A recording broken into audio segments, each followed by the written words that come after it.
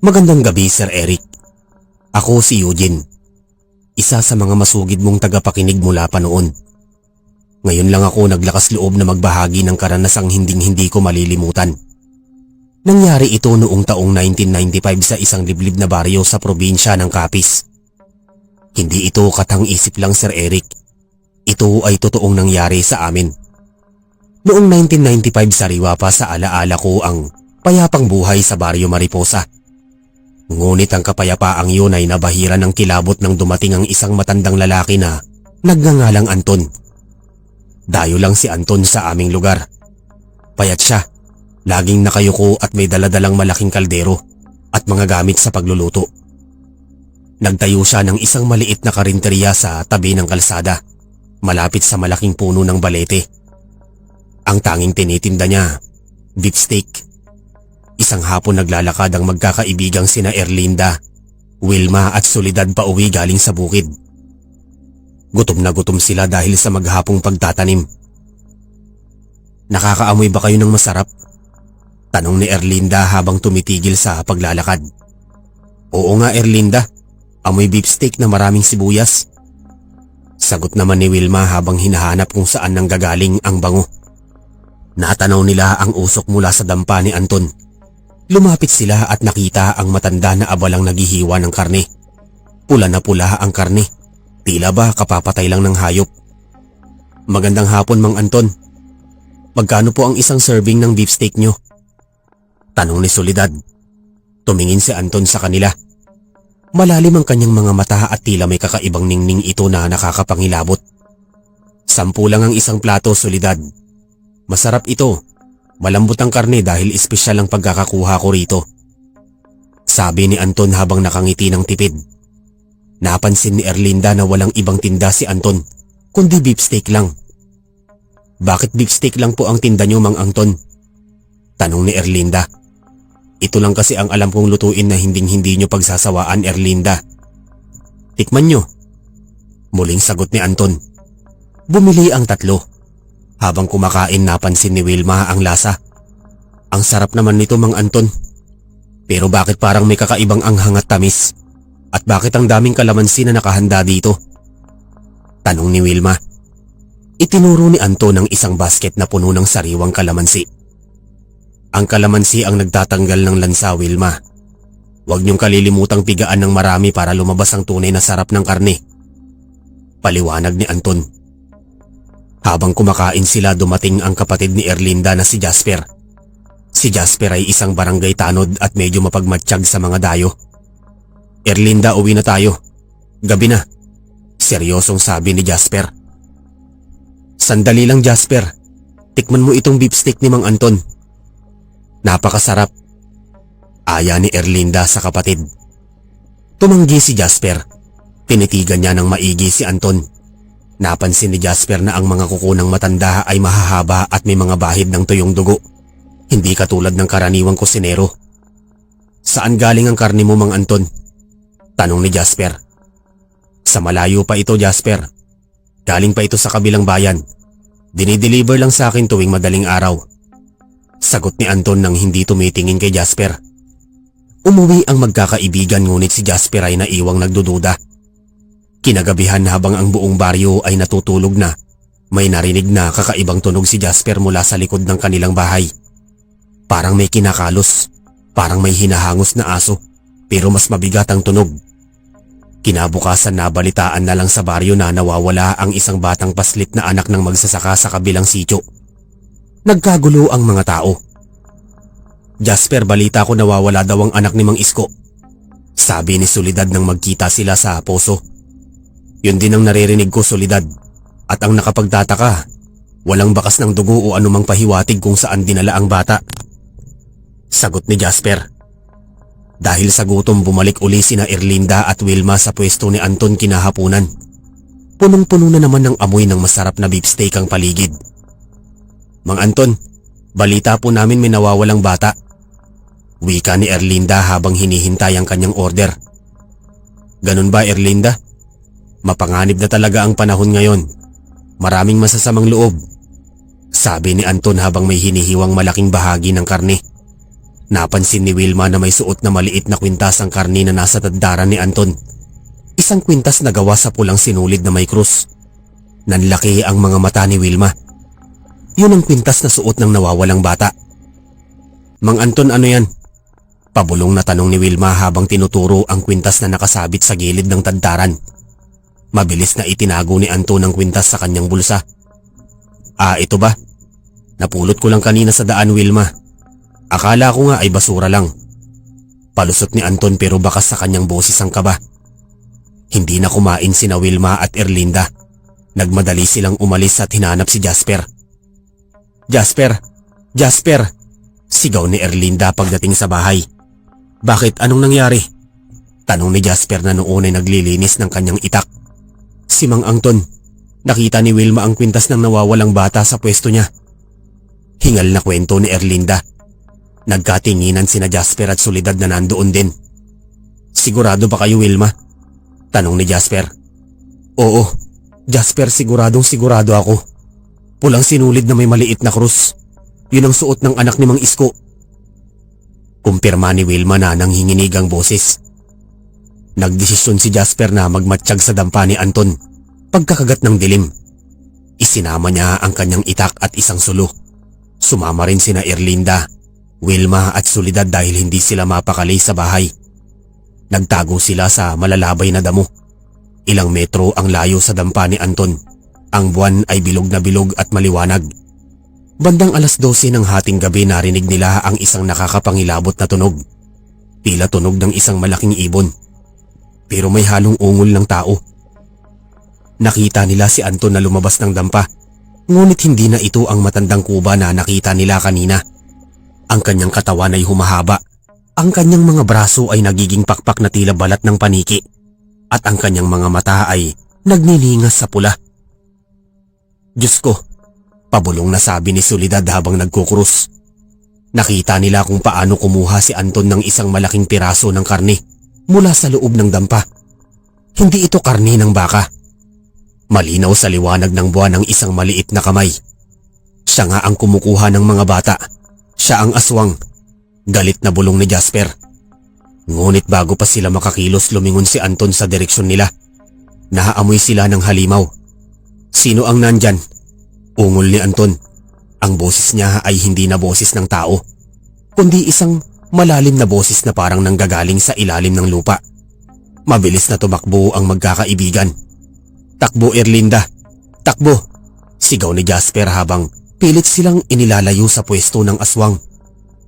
Narinig nila ang malalakas na pagpag ng pakpak sa itaas nila. Alam nilang hinahabol sila ni Anton. Doon tayo sa simbahan, sigaw ni Wilma. Habang tumatakbo, naalala ni Erlinda ang basket ng kalamansi sa karinderya ni Anton. Ang kalamansi ang nagtatanggal ng lansa.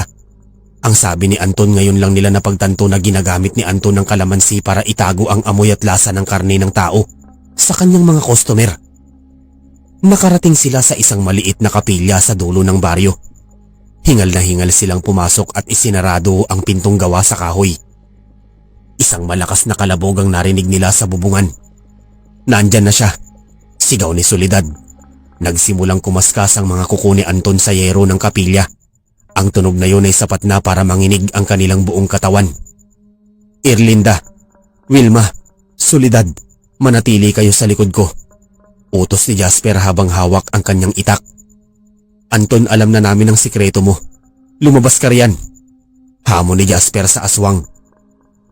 Tumawa ng nakakapangilabot si Anton mula sa labas. Jasper, Erlinda, napakasarap ng inyong mga laman. Mas sariwa kaysa sa mga batang nakukuha ko. Bakit hindi kayo lumabas at makisalo sa aking beefsteak? Nagsimulang manginig ang pinto. Tila ba may malaking puwersang sumisipa dito? Jasper, anong gagawin natin? Iyak ni Wilma. Kumuha kayo ng asin. Alam kong may asin dito sa sakristiya para sa mga seremonya, sabi ni Jasper. Nagmadali sina Erlinda at Soledad sa likod ng altar. May nakita silang isang maliit na garapon ng asin at ilang piraso ng natitirang kalamansi na ginagamit sa paglilinis ng mga kagamitan sa simbahan. Ito, Jasper, may asin at kalamansi kami. Sigaw ni Erlinda. Ihanda nyo yan. Pagpasok niya ibuhos nyo sa kanya. Utos ni Jasper. Biglang nawala ang ingay sa labas. Tumahimik ang paligid. Ang tanging naririnig lang ay ang kabog ng kanilang mga puso. Umalis na ba siya, Jasper? Tanong ni Soledad. Dahan-dahang lumapit si Jasper sa bintana para sumilip. Pero bago pa siya makasilip, isang malaking kamay na may mahahabang kuko ang bumasag sa bintana at sinunggaban ng balikat ni Jasper. Napasigaw si Jasper. Jasper! Sigaw ni na Erlinda. Agad na ibinuhos ni Erlinda ang asin sa kamay ng halimaw. Hayop ka! Layuan mo ang kapatid ko! Umalingaw-ngaw ang isang nakakangilong sigaw mula kay Anton nang madampian ng asin ang kanyang balat. Umusok ang kanyang braso at napilitan siyang bitawan si Jasper. Sige pa, Erlinda, pigaan niyo ng kalamansi. Sigaw ni Jasper habang hawak ang kanyang sugatang balikat. Pinigaan nila ng maraming kalamansi ang sugat ni Anton sa braso na pumasok sa bintana.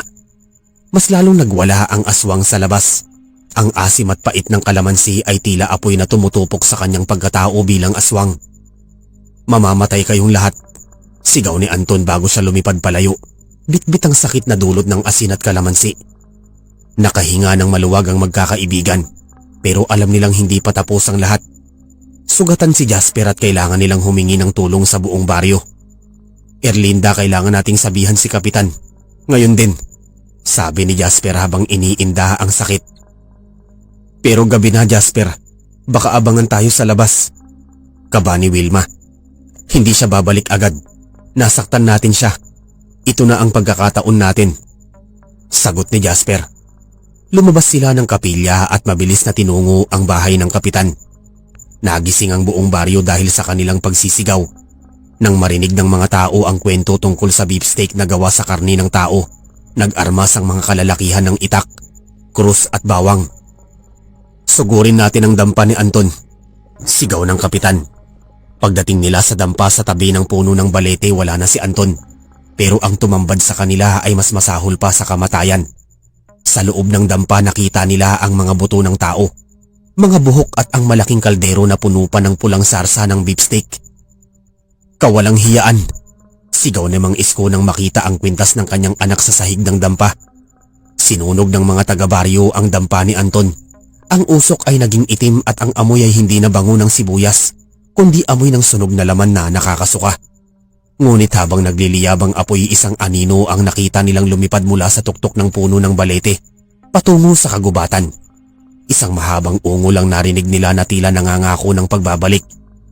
Lumipas ang ilang araw, naging tahimik ang baryo, pero ang takot ay nanatili. Si Jasper ay nagpagaling ng kanyang sugat pero may naiwang peklat sa kanyang balikat na hugis kuko ng aswang. Isang hapon habang naglalakad si Erlinda sa palengke ng kabilang bayan, may narinig siyang boses na pamilyar. Beefsteak kayo dyan. Masarap, malambot at maraming kalamansi. Napahinto si Erlinda. Nanigas ang kanyang buong katawan. Dahan-dahan siyang lumingon. Dahan-dahang lumingon si Erlinda, ang kanyang puso ay tila gustong kumawala sa kanyang dibdib. Sa dulo ng hilera ng mga tindahan nakita niya ang isang pamilyar na bulto ng tao. Nakatalikod ito, ngunit ang suot na maruming apron at ang paraan ng pagtadtad nito ng karne ay hinding-hindi niya mapagkakamalan. Sir Eric, nanlamig ang buong katawan ko nung sandaling yon. Bulong ni Erlinda sa kanyang sarili habang pilit na humahakbang palayo. Ngunit tila napansin niya ng tindero. Huminto ito sa pagtatadtad at dahan-dahang lumingon. Hindi ito si Anton. Isang mas batang lalaki ang bumungad sa kanya. Ngunit ang mga mata nito, ang mapupungay at tila nagniningas na mga mata, ay kaparehong-kapareho ng kay Anton. Bili ka, Neng. Masarap ang beefsteak ko. Bagong katay ang baka. Nakangiting sabi ng lalaki kay Erlinda. Hindi sumagot si Erlinda. Kumaripas siya ng takbo pabalik sa kanilang baryo upang hanapin si Jasper. Jasper! Jasper! Naniniwala akong hindi lang iisa si Anton. Sigaw ni Erlinda pagdating sa kanilang bakuran. Lumabas si Jasper na may bitbit na itak. Bakas pa rin sa kanyang mukha ang puyat at pag-aalala. Erlinda, anong sinasabi mo? Kalma muna.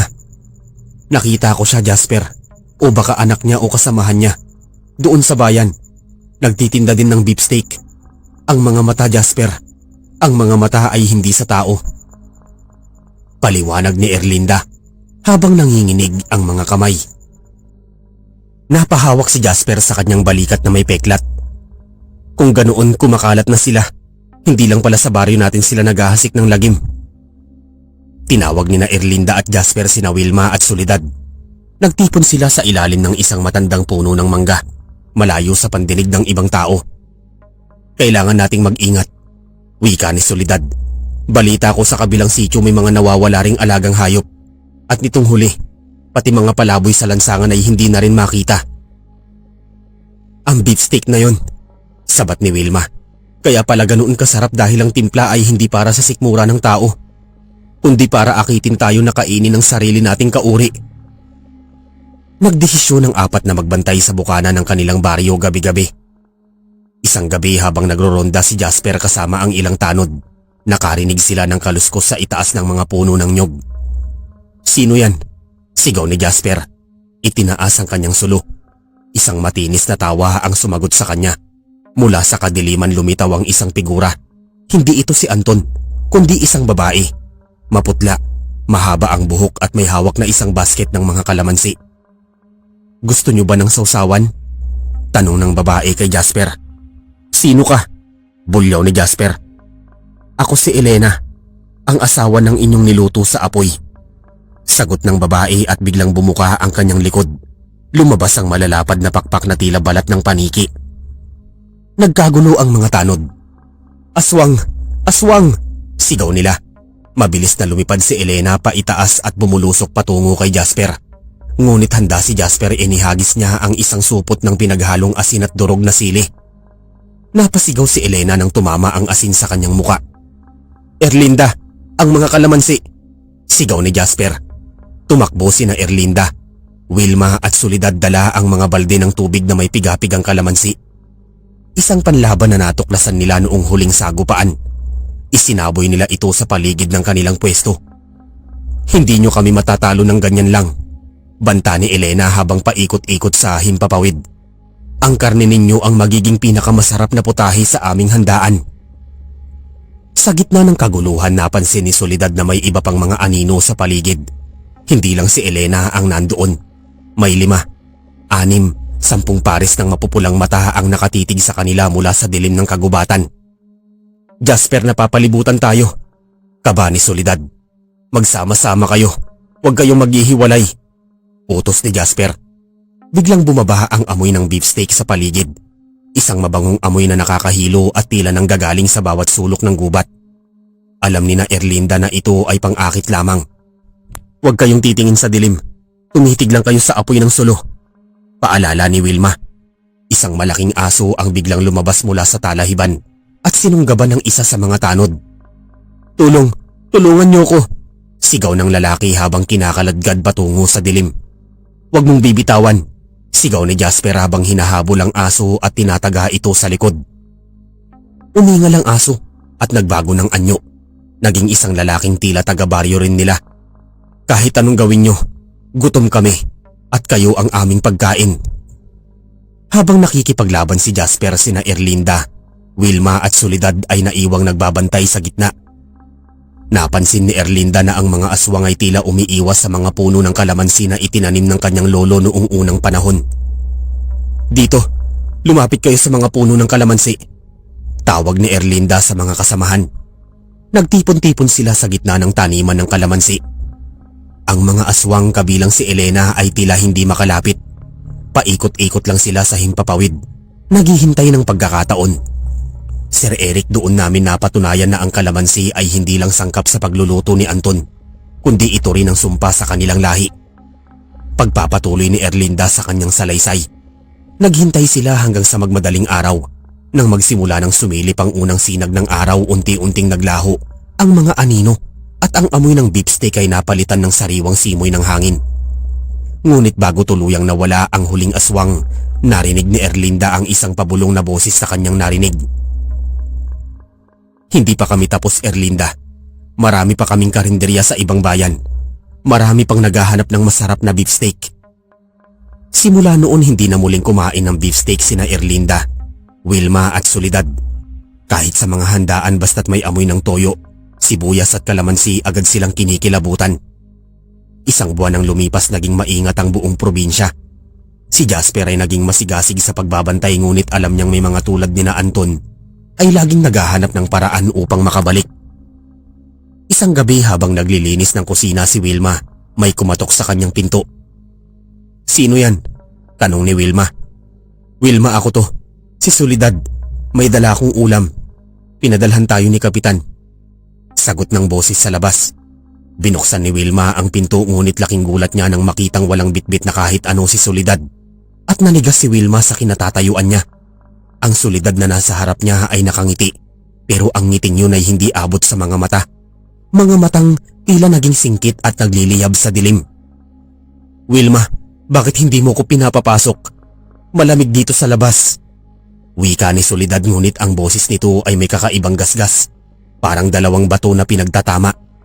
Dahan-dahang napatingin si Wilma sa mga paa ni Soledad. Ang mga daliri nito ay nakabaluktot at tila humahaba ang mga kuko. Kumakapit sa simento ng baitang ng pinto. "Nasaan ang ulam na sinasabi mo, Soledad?" tanong ni Wilma habang dahan-dahang umaatras at kinakapa ang lalagyan ng asin sa ibabaw ng hapagkainan. Tumawa ang figurang kamukha ni Soledad. "Nasa loob na, Wilma. Kanina pa nagluluto si Anton sa kusina mo. Hindi mo ba naaamoy? Ang bango ng beefsteak, di ba?" Sa sandaling yun dinala ng hangin ng pamilyar na bango. Toyo, maraming sibuyas at ang nanunuot na asim ng kalamansi. Ngunit may kasama itong amoy ng malansang dugo. Galing ang amoy sa mismong loob ng kusina ni Wilma. Hindi maaari. Nakakandado ang mga pinto," sigaw ni Wilma. "Walang kandadong makakapigil sa gutom." "Wilma," sagot ng huwad na Soledad bago ito biglang sumugod ng napakabilis. Mabilis na kinuha ni Wilma ang garapon ng asin at isinaboy ito sa mukha ng nilalang. "Layuan mo ako." Isang nakakangilong tili ang kumawala sa huwad na Soledad. Umusok ang balat nito at mabilis na tumalon pa itaas. Kumapit sa kisame na parang butiki. Doon unti-unting nagbago ang anyo nito. Naging isang babaeng payat na payat. Ang buhok ay tila mga buhay na ahas at ang dila ay mahaba at matulis. "Jasper, Erlinda, tulong!" sigaw ni Wilma habang tumatakbo palabas ng bahay. Sa labas madilim ang buong baryo. Ang mga poste ng ilaw na dati ay aandap-andap ay pundi na lahat. Sa gitna ng kalsada nakita ni Wilma si Erlinda at ang tunay na Soledad na tumatakbo rin patungo sa kanya. "Wilma, wag kang papasok sa bahay niyo. May nakita kaming kakaiba sa likod." Hingal na sabi ni Erlinda. "Nasa loob ang aswang. Kamukha mo siya, Soledad," sigaw ni Wilma habang tinuturo ang kanyang bahay. Biglang bumukas ang bintana sa itaas ng bahay ni Wilma. Lumabas doon ang aswang na nanggaya kay Soledad. Kasunod ang isa pang figura. Isang lalaking matangkad na may hawak na dugo ang itak at isang tumpok ng sariwang karne. "Sir Eric, doon namin nakita ang tunay na kuta nila. Hindi lang pala sa dampa ni Anton sila nagluluto. Kahit sa ang bahay na iwang bukas, doon sila nagpipista." "Jasper, nasaan si Jasper?" tanong ni Soledad habang nanginginig. "Narito ako," sigaw ni Jasper mula sa dulo ng kalsada. May dala siyang sulo at isang mahabang kawayan na may tulis sa dulo. "Magsama-sama kayo. Huwag kayong hihiwalay." Nagtipon ng apat sa gitna ng kalsada. Mula sa mga bubungan ng mga kapitbahay, isa-isang lumitaw ang mga anino. Hindi lang dalawa, hindi lang tatlo. Tila ang buong lahi ng mga aswang ay nagtipon sa Baryo Maligaya noong gabing yun ng 1995. "Bakit kayo narito? Ano ang gusto niyo sa amin?" hamon ni Jasper habang iwinawas-iwas ang sulo. Isang matandang boses ang sumagot mula sa kadiliman. "Gusto namin ang inyong kooperasyon, Jasper. Ang beefsteak ni Anton ay hindi lang para sa amin. Para rin yun sa inyo. Kapag nakatikim kayo ng aming luto, unti-unti kayong magiging kaisa sa amin. Hindi ba't masarap, Erlinda? Hindi ba't malambot ang karne, Wilma?" Nanlumo sina Erlinda at Wilma. Naalala nila ang pagkain nila sa dampa ni Anton noon.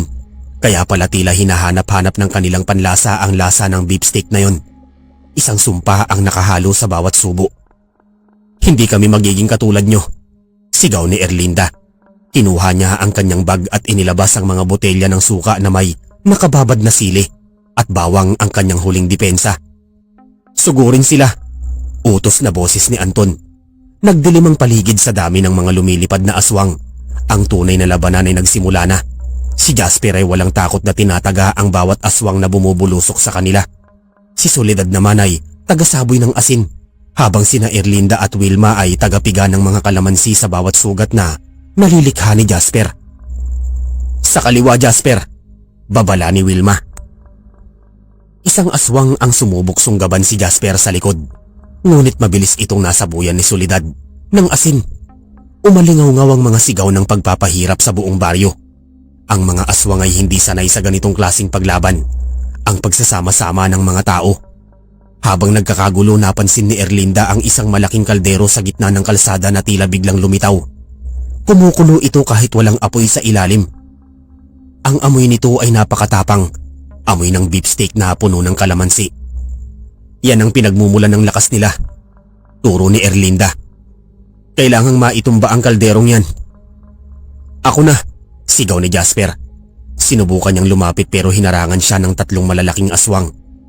Soledad, Wilma, tulungan niyo si Jasper. Ako na ang bahala sa kaldero, sabi ni Erlinda. Dala ang lahat ng kanyang lakas, tumakbo si Erlinda patungo sa kumukulong kaldero. Ang mga aswang ay pilit siyang hinahablot, pero ang bawat dampi ng balat nila sa kanya ay tila napapaso dahil sa mga krus na suot ni Erlinda at ang amoy ng kalamansi na bumabalot sa kanya. Nang marating ni Erlinda ang kaldero, laking gulat niya sa nakita sa loob. Hindi lang ito karne ng tao. May mga itim na bato at kung ano-anong ugat na puno na kumukulo sa pulang sarsa. Itigil mo yan, Erlinda. Isang pamilyar na boses ang narinig niya. Sa harap niya lumitaw si Anton. Hindi na ito ang matandang kuba, kundi isang nilalang na may 4 na braso at mukhang demonyo. Kapag tinapon mo ang sarsa na yan, mamamatay ang lahat ng nakatikim nito. Kasama ka at si Wilma. Napatigil si Erlinda. Ano? Ang beefsteak ko ay may bahagi ng aking buhay. Kapag nawala ang sarsa, mawawala din ang buhay ng sino mang kumain nito. Pananakot ni Anton habang tumatawa ng malakas. Tumingin si Erlinda kina Wilma at Jasper. Nakita niya ang paghihirap ng kanyang mga kaibigan.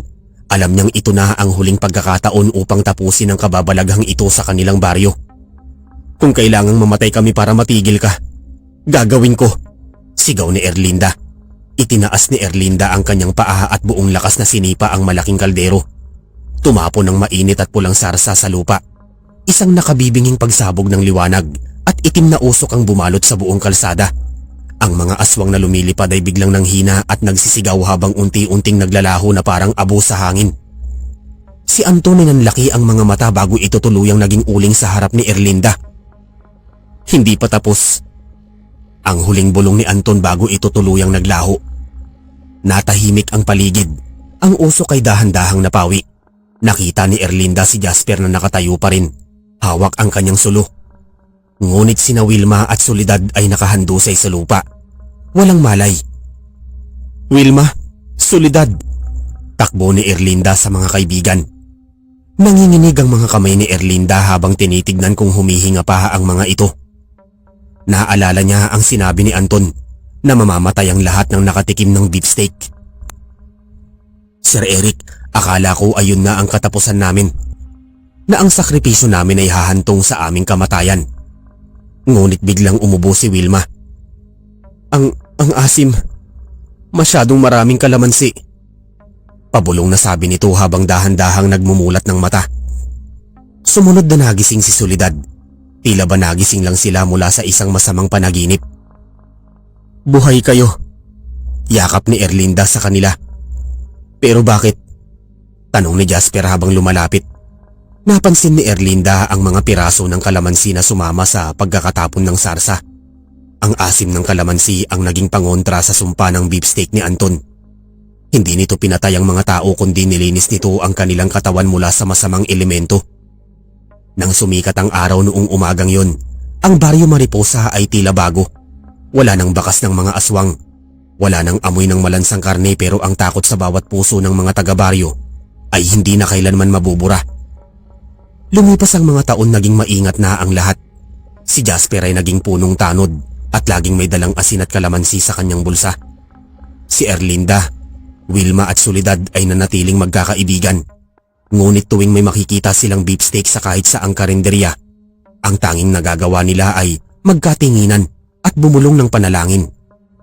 Subalit Sir Eric, may isang bagay na hanggang ngayon ay nagpapagulo sa isip ko. Minsan noon bumisita ako sa isang malayong bayan sa Mindanao.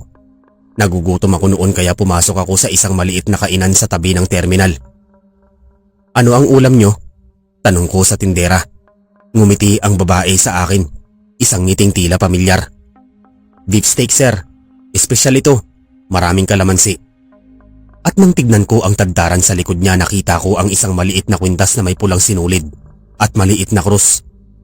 Nakasabit sa gilid ng tagdaran.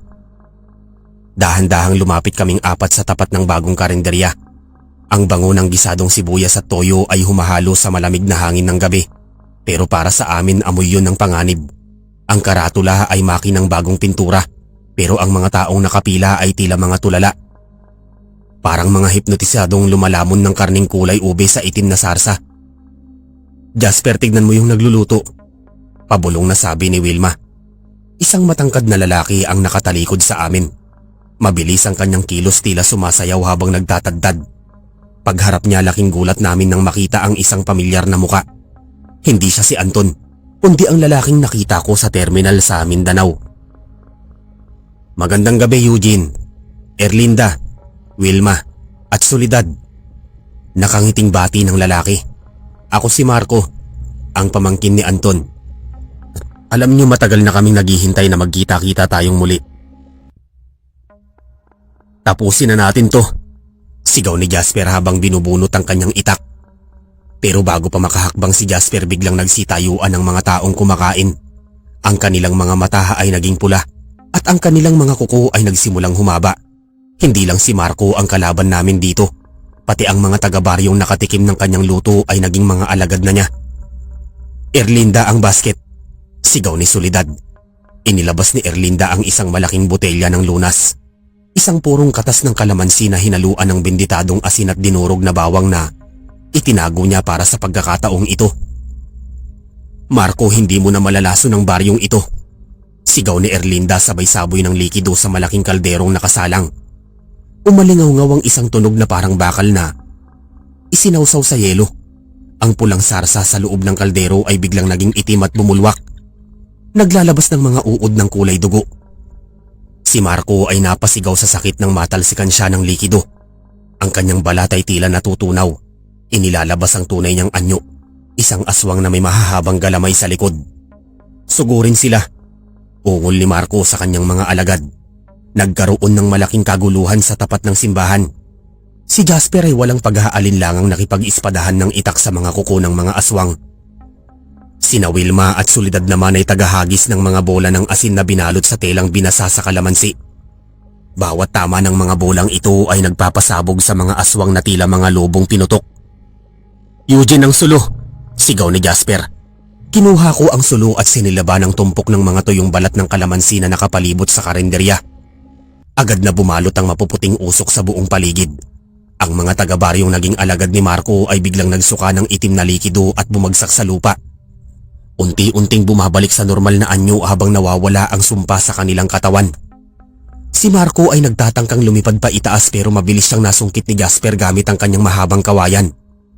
Pagbagsak ni Marco sa lupa, agad siyang pinilabutan ni Erlinda at Wilma. "Para ito sa lahat ng batang nawala," sigaw ni Erlinda habang ibinubuhos ang huling patak ng purong kalamansi sa bibig ng halimaw. Isang huling nakakangilong tili ang kumawala kay Marco bago siya tuluyang naging abo na tinangay ng hangin. Kasabay nito ang pagguho ng karinderya. Tila ba gawa lamang ito sa ilusyon at masamang hangarin.